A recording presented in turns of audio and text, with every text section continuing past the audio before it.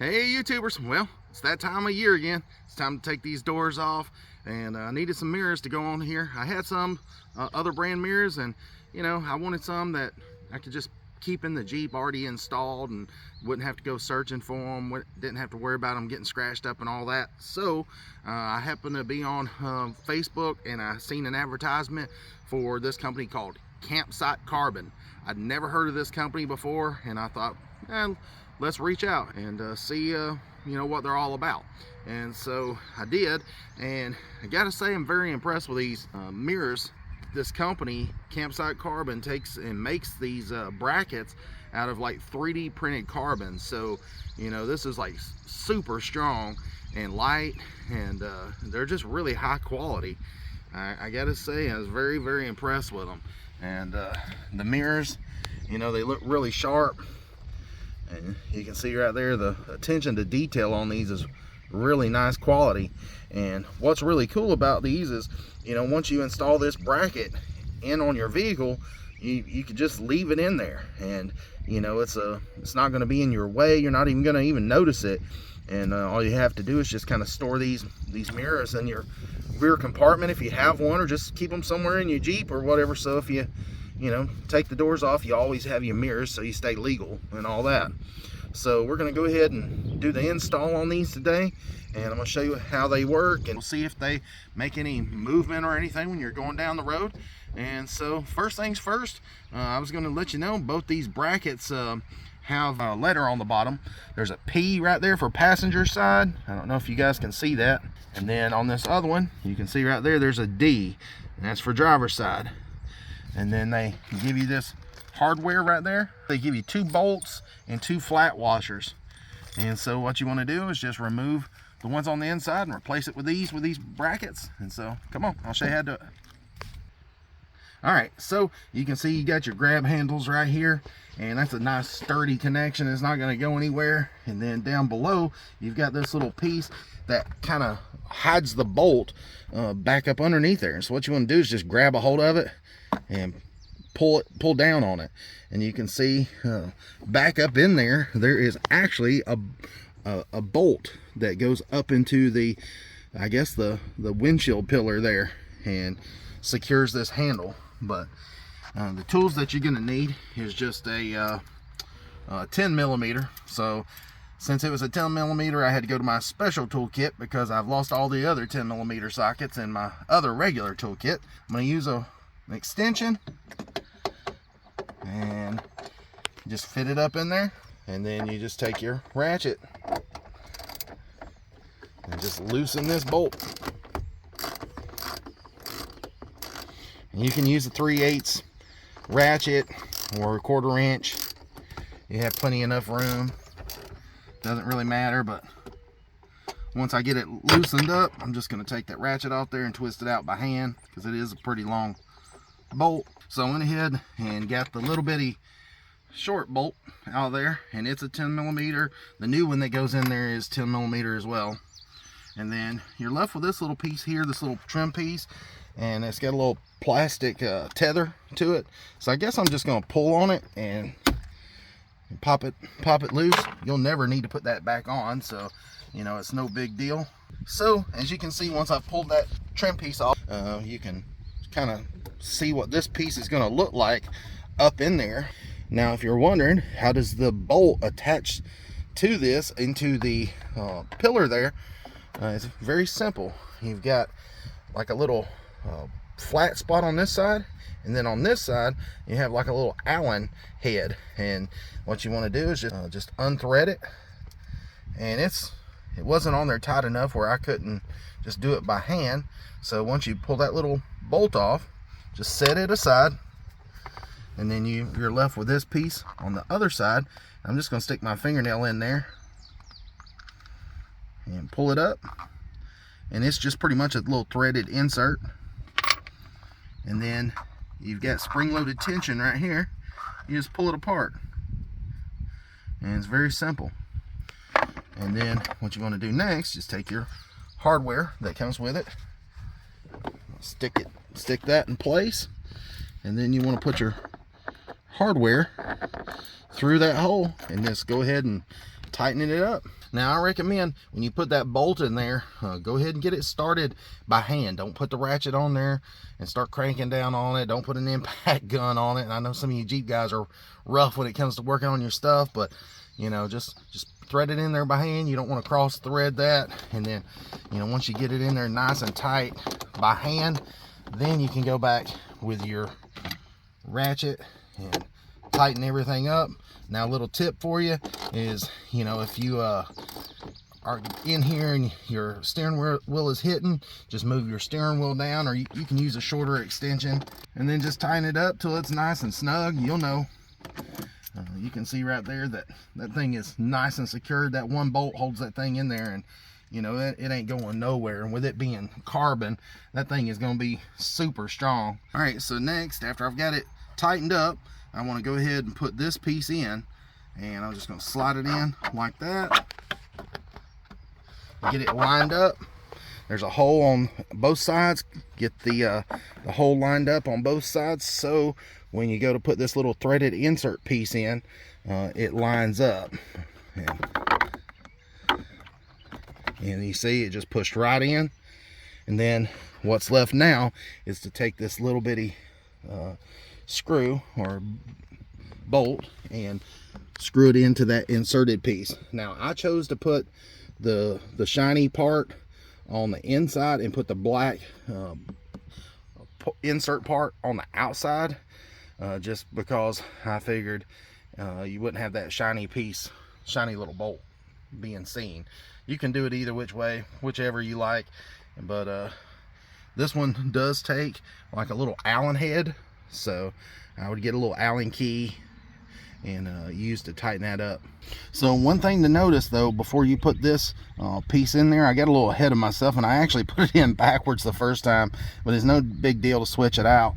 What you want to do is make sure that this piece here matches the angle of that hole above, so when you go to slide your mirror in there, that it's nice and secure. Now if you put it in this way, you can tell that the angle right there in the front is pointing up that way, and that's the wrong way. You want it the angle to be coming in from this way. So I'm gonna go ahead and slide that back in there, and I'm just gonna push that, line that hole up, put that insert in, and then I'm gonna go ahead and slide this mirror in so you guys can see what I'm talking about.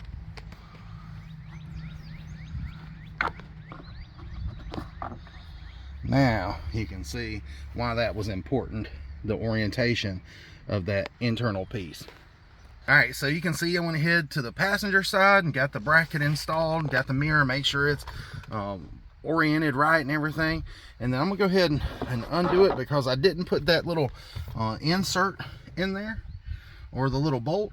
But I will say I'm gonna put a little blue Loctite because I don't ever plan on taking those out. It's going to be on here permanent, so I'm just going to put a little dab of blue Loctite. I wouldn't put the red on there because you'll never get it off, but just a little bit of blue, and that should keep it from ever coming loose.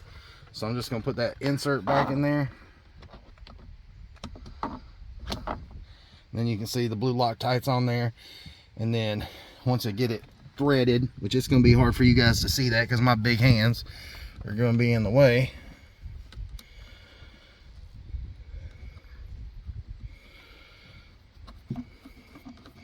Just tighten it in there hand tight, and then I'm going to go back with an Allen key and finish tightening it up.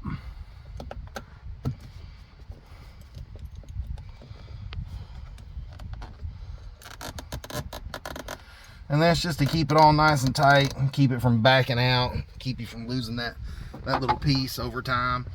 And you know, truthfully, it would probably work better if you put the black side on this side, so if the bolt ever come out, you wouldn't lose that insert. But I figured, you know, I didn't want that little bolt shining, and since everything was black right here, I thought it'd look better with that black side showing. So anyways, I'm gonna take the mirror, put back in there, line it up, and then we're gonna get them all adjusted. And before we take off, and I'm gonna do a little testing on them, But before we do that, I just wanted to show you, you can adjust these. They can go in and out, and you know, if you look here on the back of the arm, you can see that there's an area that's machined flat, and this is I believe aluminum there, so it's machined flat and has a nice, looks like it's a powder coating on there.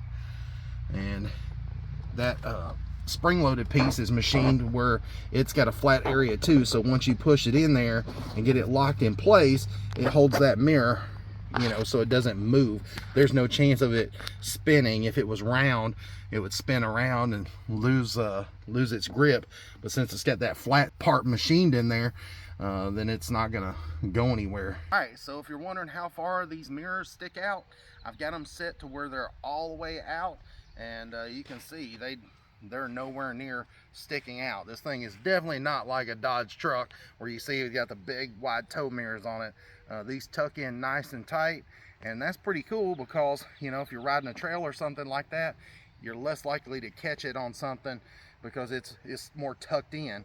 And if you want to, you can mash the button and slide that mirror in, and that way you won't catch it on anything. But, you know, when you need your mirrors, mash that button, pop those back out, and now you've got mirrors. So that's pretty cool. But just looking down through the front of the Jeep, these mirrors don't stick out any further than these pod lights here on the cowl panel there. So gotta say, I like that. And then if you look right here on the very back, you can see that you've got some adjustment in here to adjust the mirrors and fine tune it and all that. So, you know, lots of adjustment in there. So if you notice right here when I was adjusting the mirror that this piece turned a little bit, this little rod, and that's because it is spring loaded in there. There is a spring on the inside, so when you do turn it, it will move. But once you get them adjusted and put in place, and you know, you just leave them alone, then this is in there nice and sturdy because it's held in there by that spring, and it's resting on that flat piece.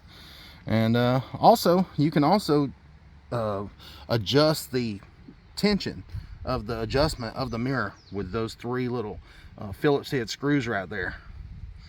And if you was to bust this housing or the mirror or whatever, you should be able to easily replace it, because that is just a cap screw, like an Allen head cap screw that fits in through there, that secures the mirrors to the actual arm. So if you break the mirror off, you should be able to replace it pretty easily. All right, so we got the doors off, got the mirrors on. We're headed through the yard right now, and you can see this yard's pretty bumpy. And I just wanted to show that because you can see the mirrors are nice and stable. They're not moving around, not jarring up and down and all that. We're fixing to hit the highway and put them through a real test. Get this thing up to speed and see if they move and all that. So I'm not going to edit this out. You can see this is a pretty rough road. All right, here we go.